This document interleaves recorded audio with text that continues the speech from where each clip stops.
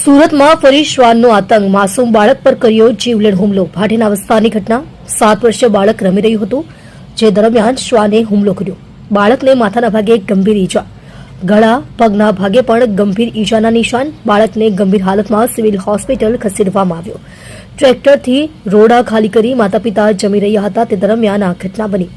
2 જેટલા શ્વાનોએ બાળક પર હુમલો કર્યો હતો। તમે જોઈ રહ્યા છો આપણી લોકપ્રિય S91 India TV news channel. नाम निर्मला। मैं क्या रहे हो एमपी में। यहाँ सूरत में तो चोइस में रहने वाला है, तुलसीदाम। क्या हुआ था देवी?